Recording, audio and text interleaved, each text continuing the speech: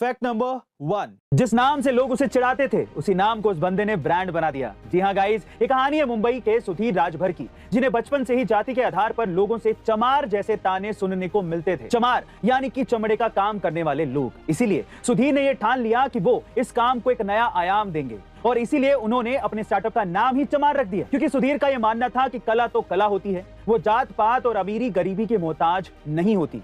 और इसी कला को आगे बढ़ाते हुए सुधीर ने अपने स्टार्टअप के जरिए समुदाय के लोगों को रोजगार भी दिया और उन्हें एक नई पहचान दिलाई। और शायद यही वजह है कि आज सुधीर का यह स्टार्टअप चमार अपने चमड़े के प्रोडक्ट्स को देश में ही नहीं बल्कि विदेशों में भी बेचता है। फैक्ट नंबर 2, मेरे जीवन में जो कुछ भी अच्छा है और आज मैं जहां पर भी हूं, मेरी मां की देन है। ये शब्द हैं देश के प्रधानमंत्री नरेंद्र मोदी जी के, जो कि अपनी मां के जीवन से बहुत ही ज्यादा प्रभावित थे। लेकिन दुख की बात यह है कि अब उनकी मां उन्हें छोड़कर जा चुकी है।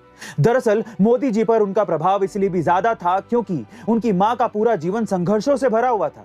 एक वक्त तो ऐसा भी था कि जब उनकी मां न केवल पूरा घर संभालती थी बल्कि घर की मामूली आय को पूरा करने के लिए दूसरों के घरों में बर्तन धोया करती थी और समय मिलने पर चरखा भी चलाती थी। वो गुजरात वडनगर के एक छोटे से घर में रहती थी, जिसकी छत और दीवार दोनों ही मिट्टी के बने हुए थे।